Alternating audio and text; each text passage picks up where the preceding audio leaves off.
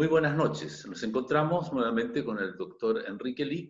Vamos a entrar de inmediato en materia. Hay demasiada información, demasiados contenidos relevantes, de mucha importancia, y el doctor es quien nos provee de las respuestas a estas incógnitas o aquellas dudas. Bienvenido, Enrique. Gracias por estar nuevamente con nosotros para conversar de salud, que hoy no está muy bien la salud, pero en fin, se trata de que conversemos y podamos enterarnos de qué es lo que está ocurriendo realmente. Particularmente, ¿por qué no nos ayudas a entender el tema de las cifras, de las estadísticas, sin enredarnos mucho, porque tú sabes que no vamos a entender completamente, pero ayúdanos a comprender algo que es tan complejo? Mira, bueno, en las últimas semanas lo que ha habido, y para nadie es un misterio porque aparece abundante en los medios de comunicación, cómo han aumentado los casos en todo Chile. También, obviamente, ha aumentado el número de fallecidos. Ya sabemos que aproximadamente un 2% de las personas contagiadas lamentablemente fallecen.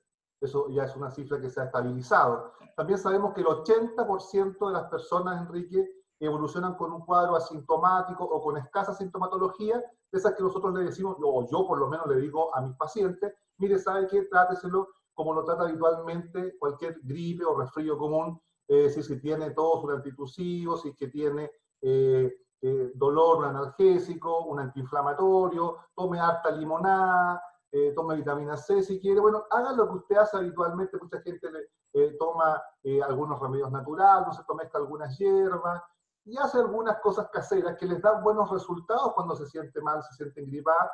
Yo normalmente no limito a esas personas a hacer esas actividades, la que la sigue haciendo, pero les dejo claro cuáles son los síntomas que son para consultar de forma urgente, que básicamente es una fiebre alta difícil de controlar, dificultad respiratoria o respiración agitada o un aumento del número de las respiraciones, y ahí tiene que llamar al SAMU o a Salud Responde o al teléfono de la Seremia o a todos los teléfonos que están dispuestos por la autoridad, porque ahí requiere atención médica, probablemente también requiere hospitalización.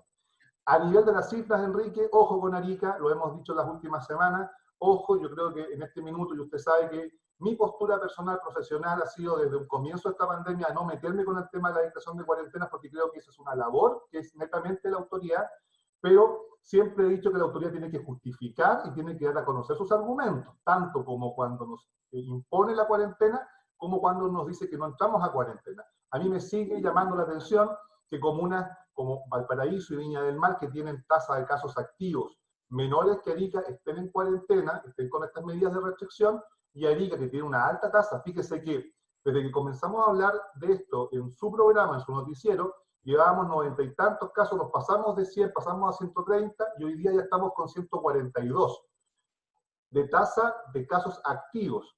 Esa es una tasa alta que, para ponerlo en el contexto y que la gente lo pueda comparar, nos deja posicionados en la tercera peor región de Chile. Ojo con eso. Estamos jugando con fuego ahí. Y hasta que la autoridad no nos diga un argumento serio de por qué no entramos a cuarentena, tenemos que estar hinchando, tenemos que estar, de cierta forma, expectantes de que nos dé esa respuesta, porque no podemos transformarnos en una segunda Guayaquil, o en lo que está pasando lamentablemente, por ejemplo, hoy día Calama. Cuando digo que la tasa de casos activos está aumentando, y con esto quiero cerrar el tema, fíjese que algunas personas me dicen, pero doctor, obvio, ¿sí? A medida que pasa el tiempo los casos van aumentando. Bueno, no es obvio porque no estoy hablando del número de casos, estoy hablando de una tasa de casos activos. Cuando hablo de tasa, quiere decir que es el número de contagiados en relación a la población. Es decir, nos hace comparables con cualquier ciudad de Chile, con las grandes y con las chicas, porque estamos circunscribiendo un número no total, sino un número en relación al 100.000 habitantes. Arica tiene hoy día 146, 147 casos activos por cada 100.000 habitantes, y con esa cifra nos posiciona en el tercer peor lugar dentro de las regiones de Chile. Y cuando hablo de casos activos, y no hablo solamente de caso total de contagiados, sino de activos, me refiero a esas personas que actualmente están cursando con la enfermedad y que tienen dos posibilidades importantes. Una, la de contagiar a otros, son contagiantes, o la posibilidad de agravarse y requerir entonces hospitalización o el tratamiento en una unidad de cuidados intensivos. Es decir, es la persona que tiene potencialmente la capacidad de colapsar o sobrecargar el sistema sanitario. O sea, los casos activos son importantes, son más importantes que el número total de casos. Porque el número total de casos usted también tiene a los recuperados. Los recuperados, bueno, ya no somos no es un problema. Pero los activos sí es un problema y yo todavía no encuentro una respuesta razonable a por qué no tengamos medidas más restrictivas. Son varias las medidas que pueden haber, pero por lo menos que haya alguna medida. No ha sido anunciada ninguna medida nueva, porque ayer o anteayer, Enrique, permítame decirle que uno de los medios de comunicación, un periodista, le hizo una consulta a la Seremi al respecto de lo que le estoy mencionando ahora, que por qué Viña del Mar y Valparaíso habían entrado a cuarentena, o sea, una medida restrictiva mayor, y Arica seguía con las mismas medidas de siempre. Bueno, ella dijo como argumento que Arica no entraba porque la estrategia que se había adoptado era el de las residencias sanitarias. Pero yo quiero decir que esa estrategia de las residencias sanitarias es tanto en Arica como en Viña del Mar, como en Valparaíso, como en todo Chile. Por lo tanto, esa es una medida que es global para todo el país. No puede ser el argumento para que Arica no entre a una medida restrictiva mayor. Como le digo, puede ser la cuarentena, puede ser un toque de queda más temprano, puede ser mayor fiscalización, etc. Pero no podemos dejar a la forma aleatoria, al devenir, a la suerte, como se dice, la suerte de la olla, lo que va a pasar en el futuro con Arica, porque estamos hoy día con una tasa de casos activos muy, muy, muy compleja. Doctor, junto con eso ha surgido también una inquietud en pacientes crónicos o pacientes que están esperando ser tratados u operados por enfermedades que ya están diagnosticadas claramente y no hay otra alternativa que ir a quirófano.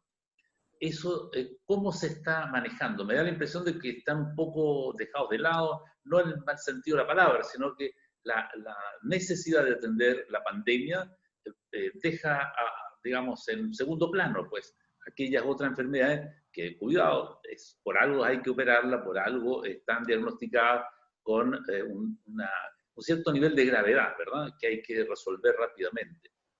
¿Qué opinión tiene de eso que está ocurriendo hoy, que es una queja que va en aumento?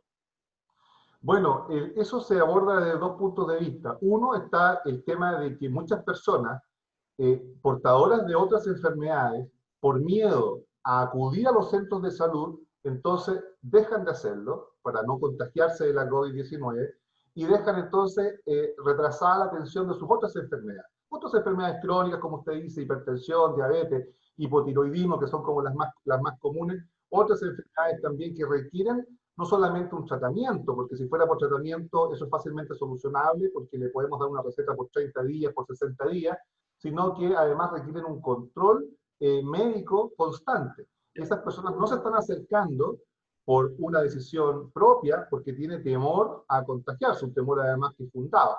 Por otro lado, está el tema de que el servicio de salud está sobrecargado y entonces también tiene que dejar de lado algunas de sus prestaciones más habituales.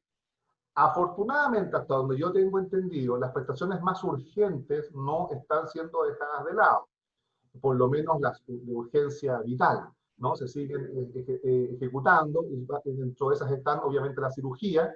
Ha habido una adaptación de los cirujanos, las sociedades científicas han hecho bastante docencia al respecto por teleconferencia, por Zoom, etcétera, en relación a las medidas de protección que tiene que usar el equipo quirúrgico, el anestesista, el auxiliar de anestesia, la arsenalera, etcétera, en relación a los pacientes que son COVID-19. También estamos ya teniendo claro un poco el riesgo que tienen los pacientes que se van a operar y que son portadores de la COVID-19, porque indudablemente que son pacientes que están corriendo un riesgo mayor. ¿Ah? No es lo mismo, el riesgo quirúrgico no va a ser lo mismo en un paciente que sea asintomático de COVID-19 a uno que sea asintomático de COVID-19, ni tampoco va a ser el mismo en alguien que sea portador o no del virus. Hay una diferencia en la mortalidad en los distintos tipos de cirugía.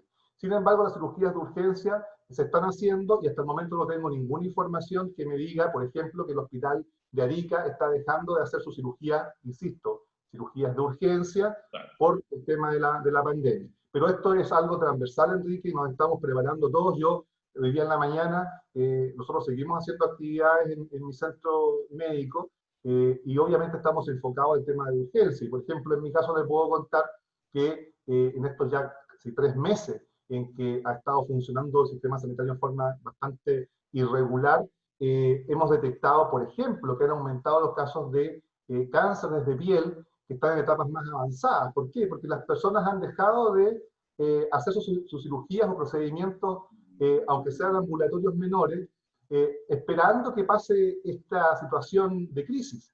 El tema es que probablemente todos pensábamos que eran 2 o 3 meses que íbamos a estar agobiados, pero esto se está extendiendo un poco más, y claramente si alguien tiene una lesión, por ejemplo, de piel, en el rostro, en la cara, en las manos, sospechosa de un cáncer de piel, bueno, ya la recomendación no es esperar que pase la crisis, sino intervenirlo en una cirugía pequeña, además, de forma ambulatoria, y así evitarse problemas mayores. Como le digo, ya solamente hoy día en la mañana, 2 resultados de biopsia de cirugías que hicimos hace 2 semanas atrás, ya nos resultaron positivas para cáncer de piel.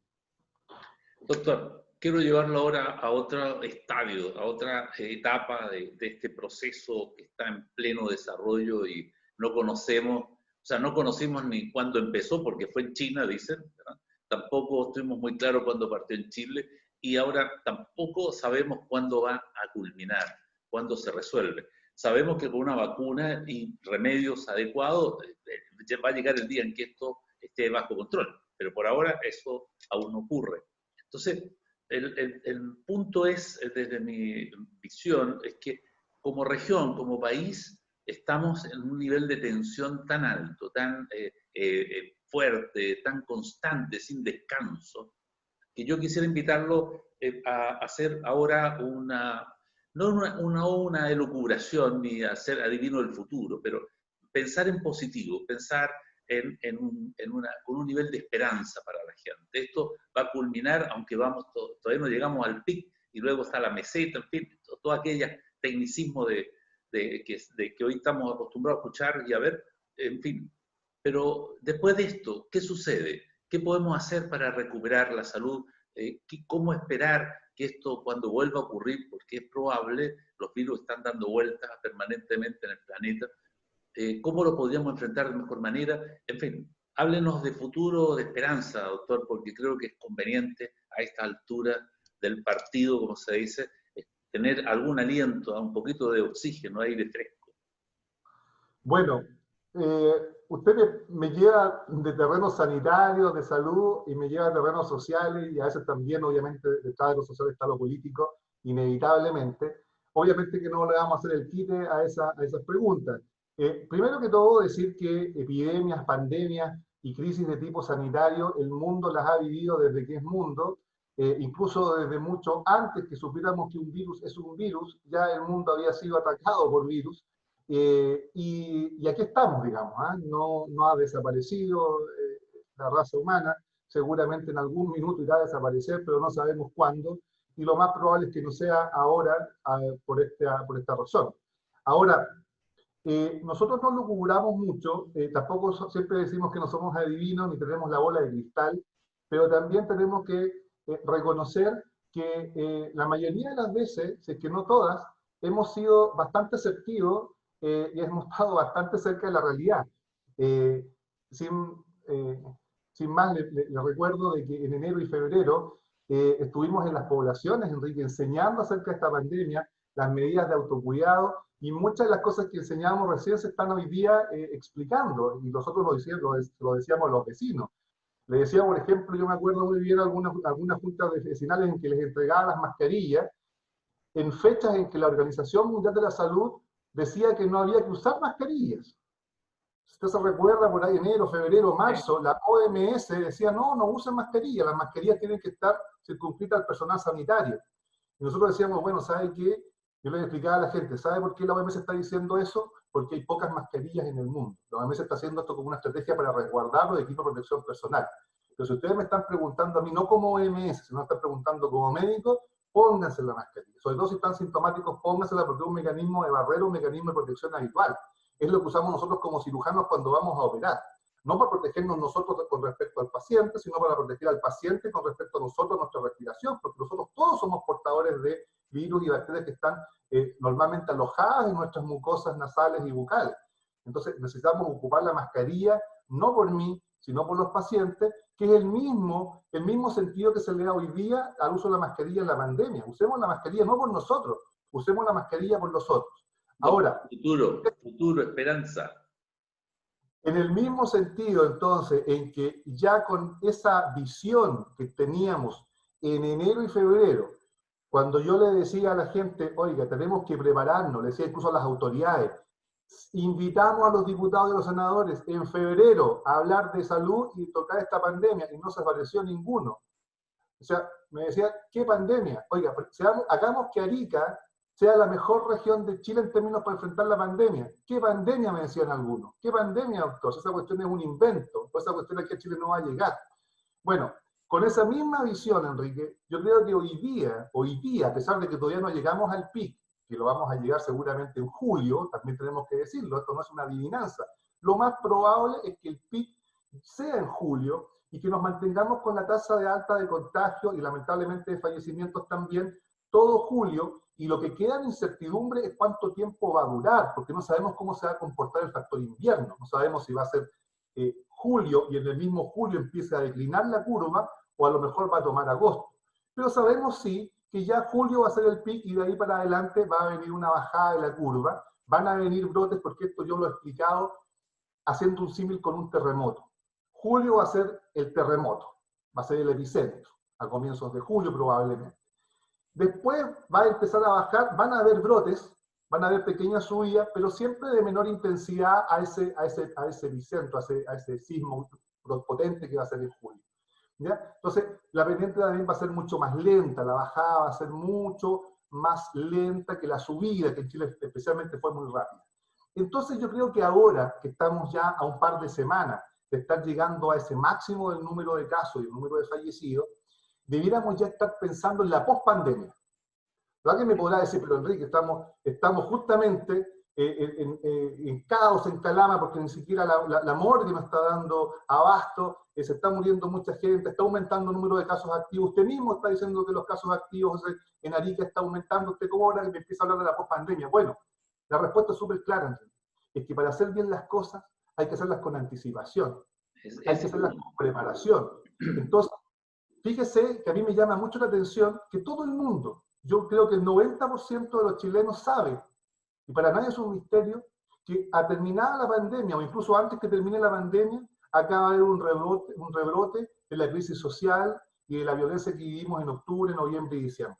O sea, decirlo ya no es un tabú, ¿verdad? Ignorarlo es ser muy, muy torpe, porque esa es una verdad que es del todo reconocida. Entonces a mí me llama mucho la atención que frente a esa verdad, a esa verdad inmediata que tenemos por el frente, la respuesta de la autoridad sea hacer alianzas y pactos políticos entre los partidos políticos. Si por Dios, todo el mundo sabe que los partidos políticos ya no tienen representatividad de nada, ni de nadie, o apenas de un 5% de los chilenos. O sea, acá se pueden llegar a grandes acuerdos nacionales, entre comillas, con los partidos políticos, y el rebrote de la crisis social, la violencia, las protestas va a surgir igual, porque no es desde los partidos políticos que surge de la ciudadanía que se ve decepcionada de la forma de que hemos hecho Estado en las últimas décadas, y que es algo además que no es un problema no solamente en Chile, sino es algo que está a nivel global. Pero no es el mundo el que lo va a resolver, sino cada nación lo va a resolver, y por lo tanto en cada nación, en cada país son sus gobernantes y sus ciudadanos los que tienen que poner atención. Así como en enero y febrero debimos habernos preparado con educación y con campañas, ¿no es cierto?, de cambio de hábitos para enfrentar mejor esta pandemia, que no la enfrentamos bien, estamos encumbrados en los peores países del mundo.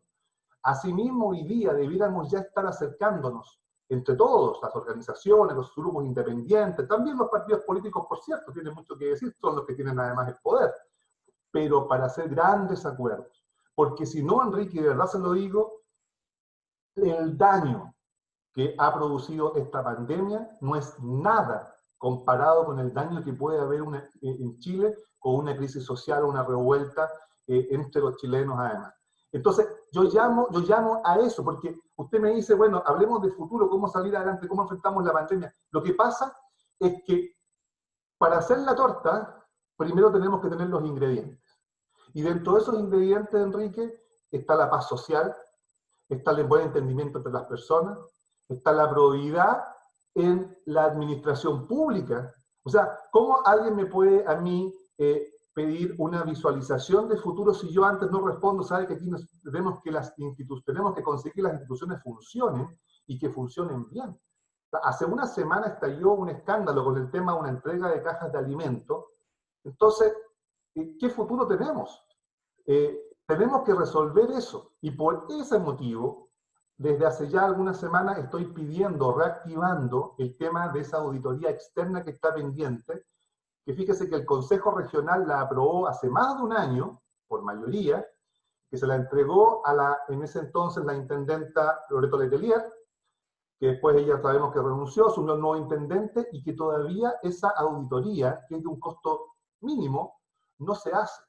Si una auditoría que es de costo mínimo no se hace, no se quiere hacer, qué sé yo, a pesar de que el propio Consejo Regional lo aprobó, a pesar de que hay fondos dispuestos por ley específicamente para este tipo de trámite administrativo, no se hace, a mí me da mucho que pensar. Entonces tenemos que sanear, bueno, Enrique, porque usted me dice, bueno, doctor, díganos cómo nosotros surgimos rápidamente. Pongamos el pie en el acelerador, que es lo que yo siempre digo. Hoy día tenemos que estar, hoy día, con un pie en el embrague, en otro en el acelerador y en primera, para que en el momento oportuno, que va a ser luego, en el próximo mes tal vez, o en los próximos 2 meses, salir lo más rápido posible hacia el crecimiento y el desarrollo por el bienestar de la gente, sobre todo la gente más humilde. Arica necesita crecer con gran velocidad, necesita desarrollarse como nunca, pero de verdad, ¿cómo vamos a desarrollarnos si nuestros proyectos regionales van de fracaso en fracaso? Tenemos un consultorio que debió haberse entregado en 1 año y medio, se entregó en 3 años y medio. Tenemos obras que han tenido que demolerse porque están planificadas.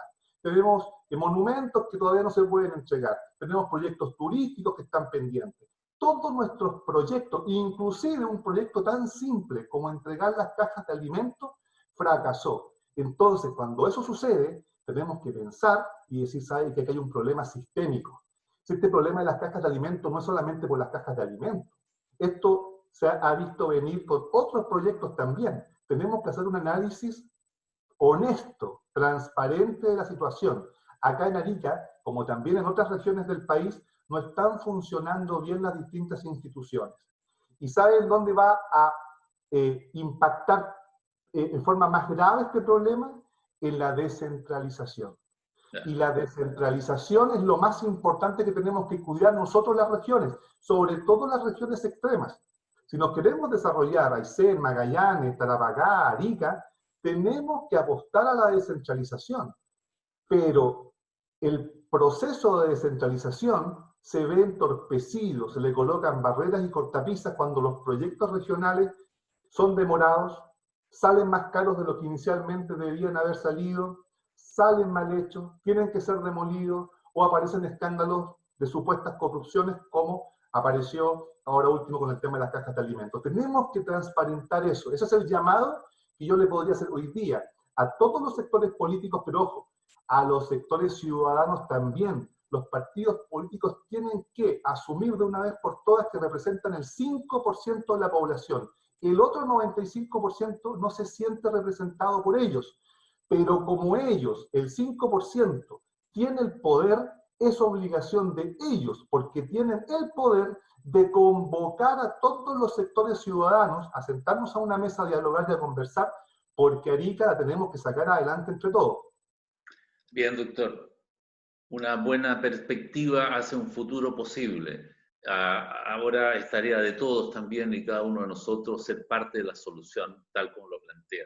Esperemos que sea así, doctor, porque para bien de toda la humanidad y para bien de nuestro país, para bien particularmente de nuestra región de Arica y Parinacota, es imprescindible que haya acuerdos que permitan superar la pandemia, pero también los problemas sociales que están a la espera, están en la esquina esperando, ¿verdad? Tal como lo mencionó, para volver a aflorar y no sabemos en qué dimensión y con qué consecuencias. Doctor, lo invito para que volvamos a conversar el próximo jueves, ¿le parece? El próximo viernes, perdón. ¿Sí? A sus órdenes. Bien, lo esperamos entonces. Muchas gracias por haber estado con nosotros. Bien, vamos a unos comerciales y luego más noticias en Notivisión.